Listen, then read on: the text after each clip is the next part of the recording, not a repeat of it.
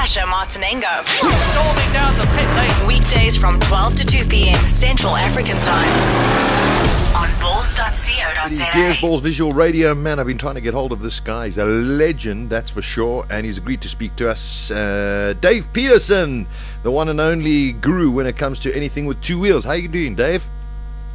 Sasha Martinengo. Hey, my friend. I'm very, very well, man. Thanks for your time. I know you're in the middle of going to meetings. Well, I've been stuck in traffic, Sasha, if you must know, and I should have been on a motorcycle. Will you see? But, to the street, it's so brass monkey today, I couldn't ride a bike. Oh, no, that's for sure. It's damn freezing. Dave, I wanted to pick your brain a little bit about a bit of MotoGP, a little bit about super bikes. Let's start off with the MotoGP series. Yesterday, a sort of runaway victory for Jorge Lorenzo. And it's amazing. Last week in Germany, Dave, we had the Hondas that had so much power. This week, the Yamahas. Yeah, I was quite surprised at that because top speed-wise, the Hondas have been a bit stronger this year. And, as you know, Mugello, which is where the circuit race was held yesterday in Italy, it's very much speed. And amazingly, the Honda couldn't really pass the Yamaha down the straight. They're pretty much evenly matched, and we all know in the business that the Yamaha is just an easier package to ride. But it always has been, for some reason. Yamaha chassis-wise, handling-wise, they just seem to be an easier package to ride around the racetrack. So when they've got the horsepower equaling Honda, straight away you've got a bike that's got a slight advantage over the Honda. Because the Honda's a very, very fast motorcycle, but it does take a lot of setting up. And if you miss that mark by just a fraction on setup, unfortunately you've got a bit of a pig on your hands. And I think that's what happened to Casey Stoner yesterday, that he just had a pig on his hands, and he went for a much harder construction rear tyre to avoid the chattering problem. When I say chattering, I mean what's happening is the wheels are literally bouncing off the asphalt surface through the turns because the suspension is not coping with the demands placed on it. Yeah, incredible stuff. I mean, it's two in a row now for Casey, Dave. I mean, he had I think he went for it in the Saxon ring and fell off, lost a huge amount of points there. And then yesterday as well, a little mistake and pushed him a little bit further away from Jorge. Well, at Saxon ring, he lost a potential 20 points straight away, which would have put him back in the lead in that championship. Then yesterday, of course, he ran off the circuit. To be honest, he was still online, I believe, for a podium position with 10 laps to go. Stoner was the rear tyre had started to work for him at that point, and he was making big gains on the likes of Nicky Hayden, Cal Crutchlow, those sort of guys when he ran off the circuit. So he lost a bag full of points in the last 2 weeks. But don't forget, this time last year, going to Laguna Seca, which is their next round, Casey was behind in the points even then. And turned the season around at Laguna drastically last year. He ran away with the race at Laguna. It's one of his favorite circuits. Casey tends to like the more gnarly type of tracks, and that's exactly what Laguna is. The place where you've got to run over the curbs, you've got to bash your elbows on the ground, that sort of thing. That's where he comes into his own, where he's prepared to let the bike slip and slide around, where Lorenzo is a faster, smoother type of rider, which suits the likes of Mugello circuit, you see. Yeah, okay, I understand that. Dave, were you surprised when Casey announced that he was going to retire from MotoGP? I was absolutely surprised. I knew that there were rumblings, and I knew that Casey is particularly unhappy with the Spanish organization that actually run MotoGP week in and week out. And I know a friend of his very well, and he said to me, one of the comments from Casey was, I'm just tired of every single weekend having to listen to Spanish and them telling us what to do. And he honestly believes that they've devalued the Grand Prix series. Don't forget, it's like Formula One. So it's the premier series. And they've devalued it by allowing in these bikes, the CRTs as they are known, which is almost a B grade. It's almost like having GP2 run with Formula One. I hear you, Not quite as separated, but so he's saying, hang on, we've devalued this. Why have we devalued it? Because we need numbers. And why don't we have numbers? Because it's not a proper World Series. It's a Spanish series. Which riders are coming through? They're only Spaniards or Italians. Italians, courtesy purely of the manufacturers, namely Ducati and those sort of guys, Aprilia in the past. So we've got a closed book here. We've got a situation where all the new top guns that are coming through are coming out of Spain. which is unfortunate. And Casey's saying, hang on a sec, why don't we even race, for instance, in Africa? He publicly said that. Why aren't we racing at Kailami, for instance, or at Velkom? He has said, why aren't we racing in South America, for instance? Those sort of things, more races. We've got four nationals, I'm going to say nationals in Spain this year. Yeah. 4 Grand Prix in Spain, I call them nationals, Spanish nationals, and 1 Portuguese, which is run by the Spanish. Exactly. So out of a series of 18 races, 5 of them are basically in Spain, which I don't blame him for being upset. Then, of course, the other aspect, he's a very private guy.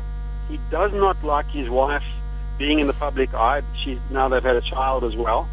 And the other thing, there was the big scandal that his wife was getting attention from people that he didn't like last year. She didn't pitch up at a couple of races. I don't know if you remember all of that. Yeah. There was a big scandal about that going on, and he said, hey, I don't need this in my life. I don't need some mechanic hitting on my wife while I'm out on the racetrack. Quite honestly, exactly. That's really what it was about. And he's saying, I want my family in the public eye. So he just wants to go back to Australia. I assume he'll still be involved in motorcycling for sure. He still loves it, but he just doesn't want to do the Grand Prix thing anymore. So I was quite surprised. Yeah, I was. There's the question on everybody's lips at the moment, Dave, and that is the Ducati problem. It seems though the bike, I don't know if it's getting any better. I know that they're testing today with a whole new chassis or something, but it just hasn't worked for Valentino Rossi. It's only on your lips, Sash, because you're crazy about Italian things. No, you're right. MotoGP right now cannot afford to be without Valentino Rossi. Let's face it. Yeah. He creates so much media interest, and without him, we've got the likes of Danny Pedrosa, who turns his back to the camera. Yeah. You've got Jorge Lorenzo, who dances around like a clown.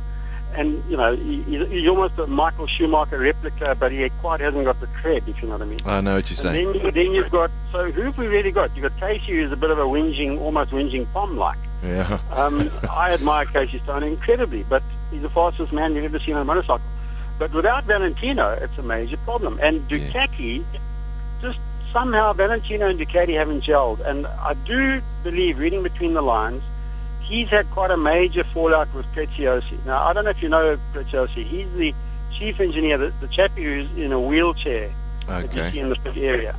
Now, you see a lot of him, and he has developed this bike along his thoughts, to be perfectly honest.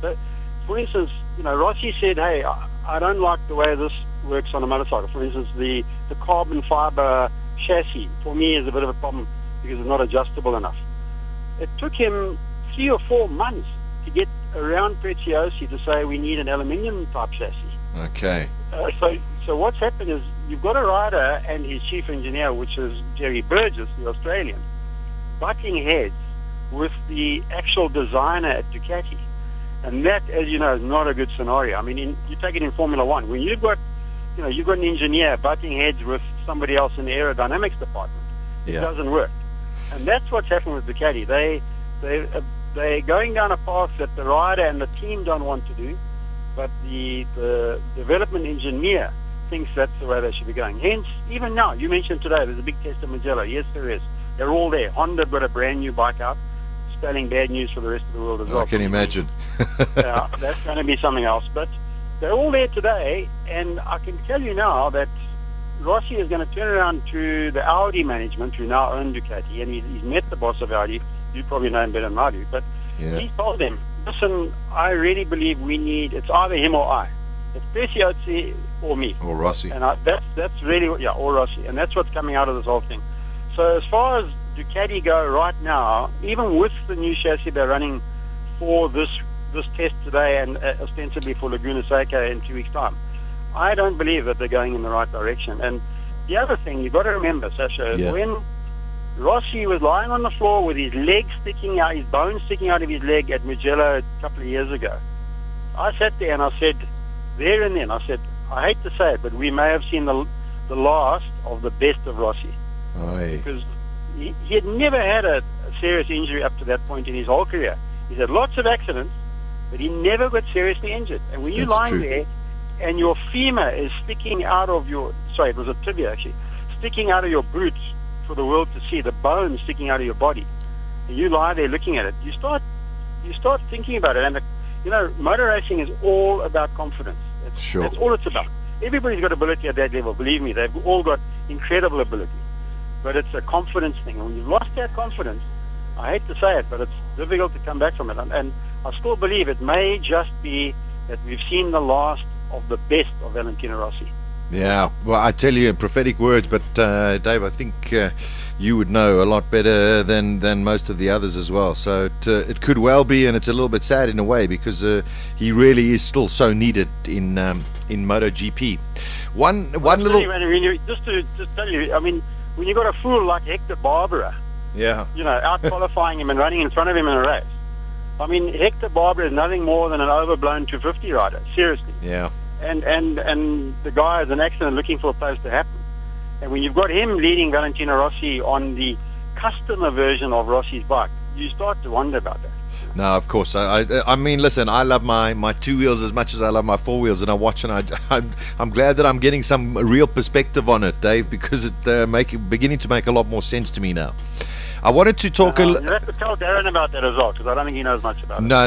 Anything to do with wheels and engines or whatever, we won't tell Darren anything. Darren and I had to commentate the Japanese Grand Prix at 4 o'clock in the morning, 125 class, many years ago. No way. And as it started, the producer said to Darren through his earpiece, I was just a guest in those days. Yeah. And he said to Darren, hey, listen, do you know anybody in this race? So Darren says to me, do you know anybody in this race? I said, I think I know Dirk Rowdies and 2 other Japanese guys. Yeah. And out of a field of 36. and he said, because we have to commentate. There is no commentary coming through. Live commentary. And this is the days before internet. We didn't even have an entry list. I know the feeling. Darren and I spoke nonsense for 45 minutes of the Japanese 125. And we said, there's Dirk Rowdies in 18th position. That's it. That's the only name we know. Anyway. I know that feeling. I wanted your quick thoughts, Dave, before we talk a little bit about superbikes on Brad Binder. He was going so well at the Saxony ring, then got it horribly wrong, and then this weekend out of the points. Is the guy struggling a little bit? Is it maybe a little bit too much too soon? A year ago, Brad Binder was riding Northern Region's 125cc class. Okay. That's quite different. And what he's doing at the moment is simply amazing. Okay, brilliant. I'm glad to hear that. That said, we are so proud of him. And what happened on Sunday, I don't know. It's easy to spot Brad in that pack because he's got the big lime green number on the front of his motorbike, number 41. Yeah. And he's very easy to spot out there. And obviously my eyes were very firmly fixed on the middle of the grid where Brad was. And in the first lap, he had made up to Scarperia, which is the downhill right-hander before they come back to the straight. Yeah. He was already up into the top 10 or 11 riders at that point on the first lap. And Incredible. Unfortunately, it looked to me like he tagged. You don't see it on TV. Obviously, they're following the leaders very much. But it seemed to me he tagged the back wheel of Danny Webb's bike coming onto the main straight, and he ran off into the bush. So, in racing, you run off the track. Well, look at Casey Stoner. He was running. He was going to get third, and he ended up 10th or whatever. So Brad Binder was absolutely on it, and unfortunately, first lap incident, and it can happen in racing. What's happening is Brad is putting himself under such pressure at the moment that he's trying to make it all up in the first couple of laps of the race. And instead of thinking, hang on, this is a 22 lap race. Yeah, it's a long track. Race. Yeah, but what he's worried about is you lose the toe. When I say toe, the slipstream of the leading group, and to put it bluntly, you bug it. Yeah. So Brad is thinking on the first 3 laps he's got to get to the leading group. He's not having great qualifying sessions. He seems to have a lot of mechanical issues at the moment with that Kalex KTM. Don't forget, it's not a factory KTM. It's a one that you buy from KTM, and they use another chassis. Oh, right. So they're having a few problems with chassis set up. The Kalex, they've almost got a 2-layer type of situation where he seems to be on the second layer of riders at the moment. So if new stuff comes out, the first lot of guys get it, and then Brad gets it kind of the next race or 2 races later. Yeah. So it's difficult. I think Brad Binder he's doing such a great job. But unfortunately, last weekend, Saxony Ring, the bike broke. He didn't actually crash at Saxony Ring. People thought he had crashed. The bike actually broke. Okay. With the leading group. He'd got himself virtually up. He was dicing for third place, very much in touch, and the bike started to overheat, and that's why he dropped back ever so slightly, and then the bike actually broke. I think, in cold weather they tend to tape up the radiators, and they went out there in obviously very wet and cold conditions. And the radiator, they tape it up with duct tape just to keep the temp at operating temperature of 65 degrees or whatever they run them at on that model. And obviously with that drying track, the sun came out, heat came up, and the bike just started overheating, and eventually it cooked itself. Oh, what a pity. What a pity. I must say, he's a great young kid. We had him in studio before he went off on the start of the season. What a great little guy, and I'm following him carefully, but I'm glad that I now have a different kind of understanding from your point of view as to, what this kid is actually achieving. Absolutely amazing. Absolutely Brilliant. Let's talk a little bit about superbikes, Dave. I hope I'm not interrupting your meeting, but it's not often that I get the chance to chat to you. Superbikes, listen, I got to be honest, I'm unashamedly a huge Max Biaggi fan in terms of his racing, although I have met him. You're probably the only one. You're the only person in the world now. Although I must say, when I did meet him, he's the grumpiest old man in the world. But I've always liked him. But is it good? I think it's amazing what he's doing on the Aprilia this year. I think he's most probably racing the smoothest that I've seen him for a couple of years. But I mean, is it really that good for superbikes to have a 40-year-old leading the championship? Well, from a 50-year-old, I think it's great. but the fact is, it's really come down more to consistency. And what I said to you earlier about confidence. When you're consistently scoring points the way he's been doing, your confidence just gains and gains and gains. And eventually, you start winning races again.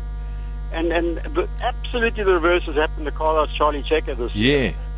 He started off supremely confident as world champion, and from Australia onwards, it's kind of gone downhill. Stupid things have happened to him, bits falling off the bike, him making mistakes. So it's a complete reversal of fortunes between Max Biaggi and Carlos Checker. And they are the two old bullies in the class, to be honest. Yeah. But as you say, is it a good scenario that you've got a geriatric leading the World Championship? I don't think so. But there again, are we obsessed with age? I don't know. Should it always be a young, up-and-coming newcomer that does it? I don't know. Maybe we need that sort of thing. It's the same as tennis, from when John McEnroe retired, I started losing interest, So you establish... you start establishing yourself with these established stars. Yeah. And I think it's good for the sport. But having said that, I really, really thought Eugene Laverty, who is his teammate on the Aprilia, this year would give Biaggi, not a hiding, but he would certainly give him a very, very hard running this year. And Laverty started off, unfortunately, broke his ankle very badly in Australia testing. And has struggled with injury. And to be honest, half the field has been decimated by injury at one point or another. And it's only now in this almost summer break that we've just had that we're going to see the next race where everybody is back to full fitness, back to health, their bike's properly sorted. So I don't think Biaggi's going to have it all his own way. But having said that, they've only got 4 rounds to go, and he's got a huge lead in the championship. So it's going to take something special from the likes of Johnny Ray, who's up there in the points on the Honda, to do something. Quite honestly, the Honda is not really a match for that Aprilia. It's just the way it is. That Aprilia was originally designed more as a MotoGP bike than a road bike. And when the rule change came about, when they went from 990 back to 800, suddenly Aprilia had this beautiful V4 engine on their hands and said, well, let's make a road bike. And this is what's happened. So the Aprilia clearly is the best bike out there. Having said that, the Kawasaki is pole positioned from Sykes, 8 races now in a row. Yeah, I know, it's incredible. If they could just transfer that to a race setup, man, that Kawasaki would be so hard to beat. But they have tyre wear issues. Sometimes I wonder about Sykes. Has he got a concentration problem? That sort of thing, And then, Dave, just in terms of our youngsters, guys who are doing super sports, super stocks, Cornby, a great podium the other day for Sheridan. I mean, these guys are really also doing us proud in that series. Sasha, I don't know if people in Southern Africa realize what those guys are doing there. This is the world level that they're racing at. And they're getting on the podium. They are making huge waves in that paddock for the first time virtually since I raced bloody 500s, and I don't want to harp on about that. But it's amazing what these guys are doing over there. I'm simply blown away. We've got the three guys riding in the 600s, Yeah. The super sport class. We've got Matthew Scholes, Sheridan Marias, and of course Ronan Kwambi. Yeah. Then we just recently we've got David McFadden been going over to do the super stocks on wild card rides. Terrific. Hopefully he'll be there this weekend in Checo at the Brno circuit, which will suit his riding style because he's very confident with the front end of a motorcycle. So McFadden, if he gets to Brno this weekend, look out for him on the 1000 Kawasaki. But the other three, it's just unbelievable. And people say to me, but Scholes has crashed every race and this and that. Yeah, sure he's crashed every race. But hey, put yourself on a bike, go and ride against the world's best and see what you can do. So he's got the pace. All Matthew Scholes has to do is just plan a little bit more in his race. Okay. Same with Sheridan. Sheridan gets himself in the lead, and it was a bit alien to him. You could see him, at Monza in Italy. He almost panicked when he hit the front of the field. Yeah, he was always looking to see where's everybody. Have they red flagged it? So yeah, I just think we got to be so proud of those guys in terms of motorcycling. If they start doing stuff on the world stage, the repercussions throughout Southern Africa in terms of the industry, in terms of racing, are enormous. Absolutely enormous. Oh, that's terrific to hear. Great to hear. Dave, it's such a pleasure to speak to you, man. We must talk again because you bring a really, really great insight into MotoGP and superbikes and anything else to do with two wheels, man. I really appreciate your time, my friend. Cool, Sash, and we'll bump into you in the passage on the weekend. I look forward to it. You look after yourself. Enjoy your day. Good one. Thank you very much. Cheers, man. Bye. Gears on bulls.co.za with Sasha Martinengo. He's kept himself out of trouble. Weekdays from 12 to 2 p.m. Central African Time.